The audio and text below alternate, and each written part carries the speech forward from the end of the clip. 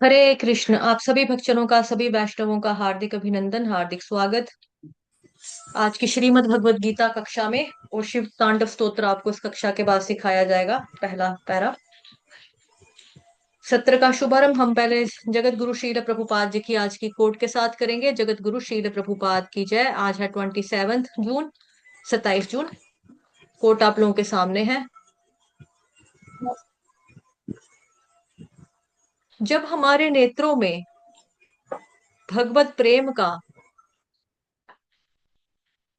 अंजन लगा होगा, हम सर्वत्र भगवान को देख पाएंगे।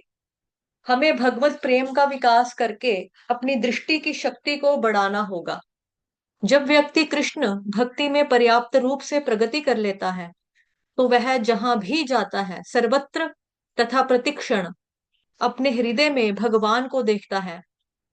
सैन फ्रांसिस्को, 27 जून 1971। जगत गुरु शील प्रभुपाद की जय। आता ना ब्रह्म संहिता में भी श्लोक आता है प्रेम अंजन वाला, वैसा ही यहाँ पे प्रभुपाद जी ने आज बताया है। तो अभी हम श्रीमद् भगवद गीता यथारूप करेंगे। श्रीमद् भगवद गीता यथारूप की जय। तो भगवद गीता, हम्म जो बहुत सारी विंडोज खुली हैं उसको बंद करने दो 2 सेकंड। फोटोज थी ना शेयर की हुई सुबह चैंटिंग सेशन में, उसको बंद करने दो। प्रभुपाद जी का भी ठीक है। आज का हमारा श्लोक है श्लोक नंबर 54। कल ये अध्याय आपका समाप्त हो जाएगा, 11th चैप्टर। फिर परसों से हम शुरू करेंगे भक्ति योग अध्याय नंबर 12। आज सेकंड लास्ट श्लोक है आपका अध्याय 11 का। सिंपल श्लोक है। भक्त्या त्वन्यया, भक्त्या, भक्त्या त्वनन्या। यहाँ पे क्या, त्वनन बोलने से आपका हो सकता है कि हलंत न आ जाए, जो बड़ा न है पूरा न, वो भी हो सकता है हलंत हो जाए। तो भक्त्यात् त्वनन्यया शक्य अहमे, अहमे वांविधोरर्जुन, वांविधोरर्जुन ज्ञातुन। तू के ऊपर जो अनुस्वार उसका उच्चारण न होगा क्योंकि आगे द आ रहा है। ज्ञातुन द्रष्टुई, द्रष्टुई च तत्वेन, तत्वेन न पूरा। अगर आप यहाँ पे पॉज लेंगे, ब्रेक लेंगे तो तत्वेन इस तरह से बोल सकते हैं। अगर विदाउट पॉज लेंगे, साथ ही इसको कंटिन्यू करेंगे, तो आघात आ जाएगा प का न के ऊपर, क्योंकि आगे प्र संयुक्त वर्ण आ रहा ना, इसीलिए। तत्वेन प्रवे, प्रवेष्टुई, प्रवेष्टुई च परन्तप। ठीक है। भक्त्या त्वन्, भक्त्या त्वनन्यया शक्य अहमेवांविधोरर्जुन ज्ञातुं दृष्टुं च तत्त्वेन प्रवेष्टुं च परन्तप। ठीक है, चलिए गाइए, एक ही बार गाएंगे क्योंकि आगे और भी क्लास है। हरे कृष्ण। हरे कृष्ण।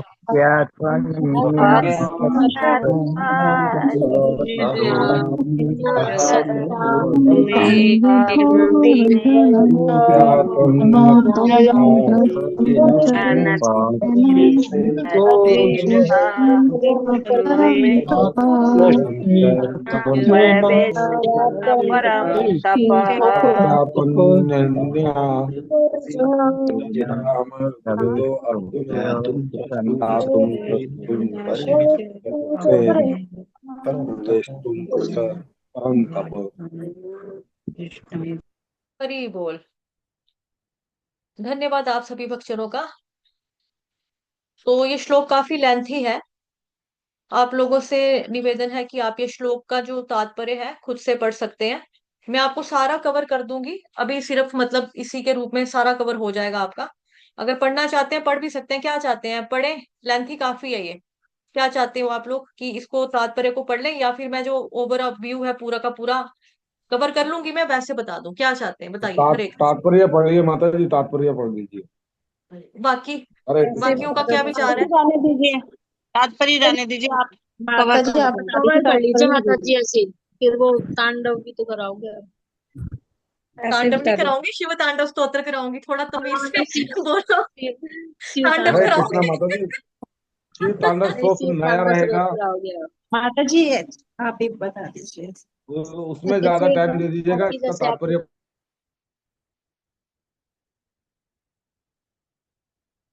चलिए ठीक है, कुछ डिवोटीज कह रहे हैं कि तात्पर्य पढ़ लो, कुछ कह रहे हैं कि नहीं पढ़ लो, तो हम पढ़ लेते हैं, कोई बात नहीं। ठीक है, चलो। अनुवाद और तात्पर्य जगत गुरु शील प्रभुपाद द्वारा। शील प्रभुपाद की जय। हे अर्जुन, केवल अनन्य भक्ति द्वारा तुम मुझे उस रूप में समझा जा सकता है जिस रूप में मैं तुम्हारे समक्ष खड़ा हूं, और उसी प्रकार मेरा साक्षात दर्शन भी किया जा सकता है। केवल इसी विधि से तुम मेरे ज्ञान के रहस्य को पा सकते हो। तात्पर्य जगत गुरु शील प्रभुपाद द्वारा। शील प्रभुपाद की जय। श्री कृष्ण को केवल अनन्य भक्ति योग के द्वारा ही समझा जा सकता है। इस श्लोक में वे इसे स्पष्टतया कहते हैं, जिससे ऐसे अनधिकारी टीकाकार जो श्रीमद् भगवत गीता को केवल कल्पना के द्वारा समझना चाहते हैं, यह जान सके कि वे समय का अपव्यय कर रहे हैं। कोई यह नहीं जान सकता कि वे किस प्रकार चतुर्भुज रूप में माता के गर्भ से उत्पन्न हुए और फिर तुरंत ही दो भुजाओं वाले रूप में बदल गए। ये बातें ना तो वेदों के अध्ययन से समझी जा सकती है, ना ही दार्शनिक चिंतन के द्वारा। अतः यहाँ स्पष्ट कहा गया है कि यह ना तो कोई देख सकता है और ना ही इन बातों का रहस्य ही समझ सकता है। किंतु जो लोग वैदिक साहित्य के अनुभवी विद्यार्थी हैं, वे अनेक प्रकार से वैदिक ग्रंथों के माध्यम से उन्हें जान सकते हैं। इसके लिए अनेक विधि विधान है, और यदि कोई सचमुच उन्हें जानना चाहता है, तो उन्हें प्रमाणिक ग्रंथों में उल्लेखित विधियों का पालन करना चाहिए। वह इन नियमों के अनुसार तपस्या कर सकता है। उदाहरणार्थ, कठिन तपस्या के हेतु वह कृष्ण जन्माष्टमी को, जो श्री कृष्ण का आविर्भाव दिवस है, तथा मास की दोनों एकादशियों को उपवास कर सकता है। जहां तक दान देने का संबंध है, यह बात साफ है कि कृष्ण भक्तों को ही दान दिया जाना चाहिए, जो संसार भर में श्री कृष्ण दर्शन को या कृष्ण भावनामृत को फैलाने में लगे हुए हैं। कृष्ण भावनामृत मानवता के लिए वरदान है। रूप गोस्वामी ने भगवान चैतन्य की प्रशंसा परम दानवीर के रूप में की है, क्योंकि उन्होंने कृष्ण प्रेम का मुक्ति रीति से विस्तार किया, जिसे प्राप्त करना बहुत कठिन है। अतः यदि कोई कृष्ण भावनामृत का प्रचार करने वाले व्यक्तियों को अपना धन दान में देता है, तो कृष्ण भावनामृत का प्रचार करने के लिए दिया गया यह दान संसार में सबसे बड़ा दान है। यदि कोई मंदिर में जाकर विधि पूर्वक पूजा करता है, भारत के मंदिरों में सदा कोई ना कोई मूर्ति, सामान्यतः विष्णु की या कृष्ण भगवान जी की मूर्ति रहती ही है, तो यह भगवान की पूजा करके तथा उन्हें सम्मान प्रदान करके उन्नति करने का अवसर होता है। नव सिखियों के लिए भगवान की भक्ति करते हुए मंदिर पूजा अनिवार्य है, जिसकी पुष्टि श्वेताश्वतर उपनिषद के क्या बोलते हैं श्लोक, ये अध्याय नंबर 6 के श्लोक संख्या 23 में हुई है। यस्य देवे परा भक्तिर यथा देवे तथा गुरो तस्य ते कथिता हयार्था प्रकाशन्ते महात्मनः। जिसमें भगवान के लिए अविचल भक्ति भाव होता है, और जिसका मार्गदर्शन गुरु करता है, जिसमें भी उसकी वैसी ही अविचल श्रद्धा होती है, वह भगवान का दर्शन प्रकट रूप में कर सकता है। मानसिक चिंतन यानी कि मनोधर्म के द्वारा श्री कृष्ण भगवान को नहीं समझा जा सकता। जो व्यक्ति प्रमाणिक गुरु के मार्ग निर्देशन प्राप्त नहीं करता, उसके लिए कृष्ण को समझने का शुभारंभ कर पाना कठिन है। यहाँ पर तू शब्द का प्रयोग विशेष रूप से यह सूचित करने के लिए हुआ है कि कोई अन्य विधि ना तो बताई जा सकती है, ना प्रयुक्त की जा सकती है, और ना ही श्री कृष्ण को समझने में सफल हो सकती है। श्री कृष्ण के चतुर्भुज और द्विभुज साक्षात रूप अर्जुन को दिखाए गए हैं। क्षणिक विश्व रूप के सर्वथा भिन्न है। श्री नारायण का चतुर्भुज रूप तथा श्री कृष्ण का द्विभुज रूप दोनों ही शाश्वत और दिव्य हैं, जबकि अर्जुन को दिखलाया गया विश्व रूप नश्वर है। सुदूरदर्शम शब्द का अर्थ है कि देख पाने में कठिन, जिससे पता चलता है कि इस विश्व रूप को किसी ने नहीं देखा था। इससे यह भी पता चलता है कि भक्तों को इस रूप को देखने की जरूरत भी नहीं थी। इस रूप को श्री कृष्ण ने अर्जुन की प्रार्थना पर दिखाया था, जिससे भविष्य में यदि कोई अपने आप को भगवान का अवतार कहे, तो उसको कह सके कि भाई तुम अपना विश्व रूप दिखलवाओ। पिछले श्लोक में ना शब्द की पुनरुक्ति सूचित करती है कि मनुष्य को वैदिक ग्रंथों के पांडित्य का गर्व नहीं होना चाहिए, उसे श्री कृष्ण की भक्ति करनी चाहिए, तभी वह भगवत गीता की टीका लिखने का प्रयास कर सकता है। कृष्ण विश्व रूप के नारायण के चतुर्भुज रूप में और फिर अपने सहज द्विभुज रूप में परिणित होते हैं। इससे यह सूचित होता है कि वैदिक साहित्य में उल्लेखित चतुर्भुज रूप तथा अन्य रूप श्री कृष्ण के आदि द्विभुज से अद्भुत है। वे स्पष्ट उद्भवों के उद्गम है। श्री कृष्ण इनसे भी भिन्न है। निर्विशेष रूप की कल्पना का तो कुछ कहना ही नहीं। जहां तक श्री कृष्ण के चतुर्भुजी रूपों का संबंध है, यहाँ स्पष्ट कहा गया कि कृष्ण का सर्वाधिक निकट चतुर्भुजी रूप जो महाविष्णु के नाम से विख्यात है, और जो कारनार्णव में शयन करते हैं, यानी कारणोदक्षाय विष्णु, और जिनके श्वास और प्रश्वास से अनेक ब्रह्मांड निकलते हैं। सांस छोड़ने से, सांस लेने से क्या होता है, अनेक ब्रह्मांड निकलते हैं और प्रवेश करते हैं। आपने क्या बोलेंगे अपना श्रीमद् भागवतम महापुराण में अच्छे से आपने इसको समझा हुआ है चार्ट के द्वारा, है ना, फ्लो चार्ट वगैरह प्रेजेंटेशन सब दिखाया था आपको। प्रवेश करते रहते हैं, वो भी भगवान का अंश है, जैसा कि ब्रह्म संहिता में कहा गया है। जिनके श्वास लेने से ही, जिसमें अनंत ब्रह्मांड प्रवेश करते हैं तथा पुनः बाहर निकल आते हैं, वे महाविष्णु कृष्ण के अंश रूप हैं। अतः मैं भगवान गोविंद श्री कृष्ण की पूजा करता हूँ, जो समस्त कारणों के कारण है। अतः मनुष्य को चाहिए कि कृष्ण के साकार रूप को भगवान मानकर पूजे, क्योंकि वही सच्चिदानंद स्वरूप है। वे विष्णु के समस्त रूपों के उद्गम हैं, वे समस्त अवतारों के उद्गम हैं और आदि महापुरुष हैं, जैसा कि श्रीमद् भगवत गीता से पुष्ट होता है। गोपाल तापनी उपनिषद के 1.1 में निम्नलिखित कथन आया, सच्चिदानंद रूपाय कृष्णाय क्लिष्ट कारिणे। मैं भगवान श्री कृष्ण को नमस्कार करता हूँ, जो सच्चिदानंद स्वरूप है। मैं उनको नमस्कार करता हूँ क्योंकि उनको जान लेने का अर्थ है वेदों को जान लेना, अतः वे परम गुरु है। उसी प्रकरण में उसी प्रकरण में कहा गया है, कृष्णो वै परम दैवतम, कृष्ण भगवान है। गोपाल तापनी उपनिषद 1.3, एको वशी सर्वगः कृष्ण ईडयः। ईडयः, ड आपका आधा है क्योंकि यह जो है वो उसके अंदर से आया ना, ड के अंदर है यह, तो दैट मीन्स ड आपका यहाँ पे डमरू वाला ड आधा है। वो कृष्ण भगवान और पूज्य हैं। एकोपि सन बहुधा यो वभाति, कृष्ण एक है किंतु वे अनंत रूपों तथा अंश के अवतारों के रूपों में प्रकट होते हैं। गोपाल तापनी उपनिषद 1.21। ब्रह्म संहिता में कहा गया, ईश्वर परम कृष्ण सच्चिदानंद विग्रह अनादिरादिर गोविंदा सर्व कारण कारण। भगवान तो कृष्ण है जो सच्चिदानंद स्वरूप है, उनका ना कोई आदि है, क्योंकि वे प्रत्येक वस्तु के आदि हैं, वे समस्त कारणों के कारण हैं। अन्यत्र भी कहा गया है, मतलब कि दूसरे ग्रंथों में भी कहा गया, यत्रावतीर्णम कृष्णाख्यम परम ब्रह्म नराकृति। भगवान एक व्यक्ति है, उनका नाम कृष्ण है, वह कभी कभी इस पृथ्वी पर अवतरित होता है। इसी प्रकार श्रीमद् भागवतम में भी भगवान के सभी प्रकार के अवतारों का वर्णन मिलता है, जिनमें श्री कृष्ण का भी नाम है। किंतु तब यह कहा गया है कि ईश्वर कृष्ण ईश्वर के अवतार नहीं है, पितु साक्षात भगवान है। एते चाश कला पुंसः कृष्णस्तु भगवान स्वयं। इसी प्रकार श्रीमद् भगवत गीता भी कहती है, भगवत गीता में भी भगवान कृष्ण कहते हैं, मत्तः परतरम नान्यत, मुझ भगवान कृष्ण के रूप से कोई और श्रेष्ठ नहीं है। अन्यत्र भी कहा गया, अहम आदिर ही देवा नाम, मैं ही समस्त देवताओं का उद्गम हूँ। कृष्ण से श्रीमद् भगवत गीता ज्ञान प्राप्त करने पर अर्जुन भी इन शब्दों में इसकी पुष्टि करता है, परम ब्रह्म परम धाम पवित्रम परम भगवान। अर्जुन ने बोला था ना, अब मैं भली भांति समझ गया कि आप परम सत्य भगवान हैं और प्रत्येक वस्तु के आश्चर्य हैं। अतः श्री कृष्ण ने अर्जुन को जो विश्व रूप दिखलाया वह उसका आदि रूप नहीं है। आदि रूप तो कृष्ण रूप है, हजारों हाथों तथा हजारों सिरों वाला विश्व रूप तो उन लोगों का ध्यान आकृष्ट करने के लिए दिखलाया गया जिनका ईश्वर से तनिक भी प्रेम नहीं है। यह ईश्वर का आदि रूप नहीं है। विश्व रूप तो उन शुद्ध भक्तों के लिए तनिक भी आकर्षक नहीं होता, जो विभिन्न दिव्य संबंधों में भगवान से प्रेम करते हैं। भगवान अपने आदि कृष्ण रूप में ही प्रेम का आदान प्रदान करते हैं। अतः श्री कृष्ण से घनिष्ठ मैत्री स्वभाव भाव से संबंधित अर्जुन को यह विश्व रूप तनिक भी रुचिकर नहीं लगा, अपितु उसे भयानक लगा।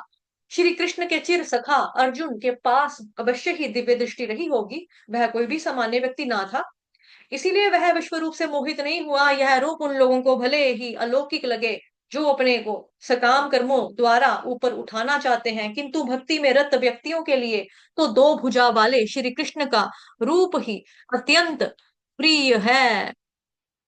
हरे कृष्ण। ठीक है जी, तो मैंने काफी ज्यादा स्पीड से पढ़ा। आ, समय को थोड़ा सा बचाने के लिए, ताकि क्योंकि एक्सप्लेनेशन भी करना है इसको थोड़ा, है ना, एक्सप्लेन भी करना है, इसके बारे में चर्चा भी करनी है, और दूसरी कक्षा भी बैक टू बैक है, दैट्स वाई। ठीक है, चलिए धन्यवाद। तो हम अब आपको समझाते हैं इसको।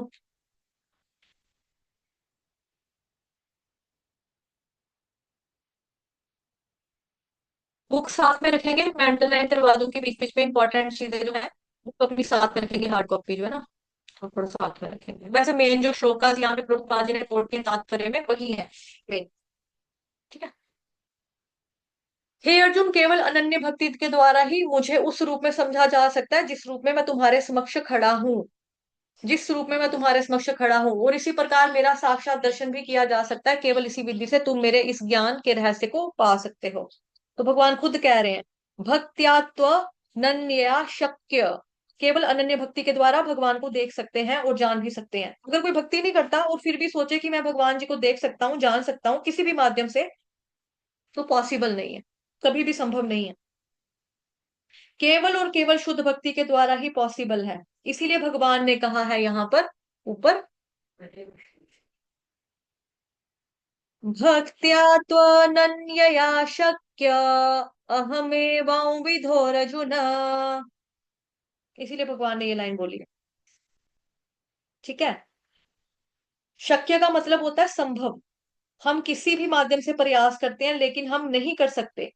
अब इसी चीज को प्रभुपाद जी ने पूरे तात्पर्य में समझाया कि हम अगर दार्शनिक चिंतन करने लग जाएं तो भी ये संभव नहीं है। कुछ लोग प्रमाणिक ग्रंथों को पढ़ते हैं, पालन करते हैं, लेकिन समझ में नहीं आता। तो यहाँ पे प्रभुपाद जी ने क्या बताया कि हमें नियमों का पालन करना चाहिए, जो नियम शास्त्रों में दिए गए हैं। अगर हम शास्त्र के नियमों का पालन करते हैं तो उसको हमें पालन करने में आसानी नहीं होती। उसमें भी हमें अपना कंफर्ट जोन से बाहर निकलना पड़ता है, तब जाकर के हम तपस्या कर पाते हैं। तो उसको उदाहरण से प्रभुपाद जी ने समझाया कि हमें क्या करना चाहिए। दोनों एकादशियों का व्रत करना चाहिए, फिर जन्माष्टमी का व्रत करना चाहिए। इन सब व्रतों का पालन करना शास्त्रों का आदेश है, उसमें बताया गया कि ये करना चाहिए। और फिर दान का जहां तक संबंध है, दान किसको देना चाहिए? केवल कृष्ण भक्त को ही दान देना चाहिए।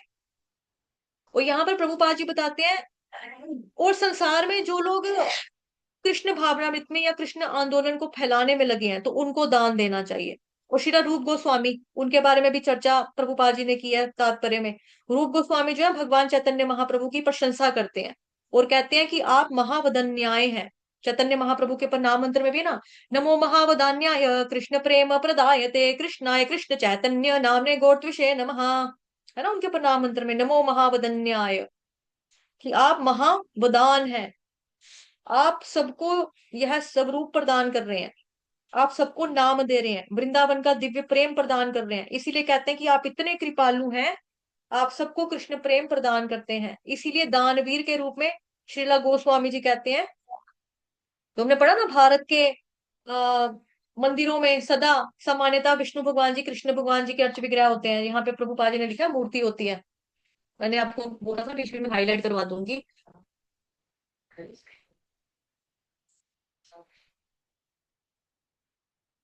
ठीक है, अभी बहुत नीचे जाना पड़ेगा, ढूंढना पड़ेगा। ये रहा, मिल गया, ये रहा।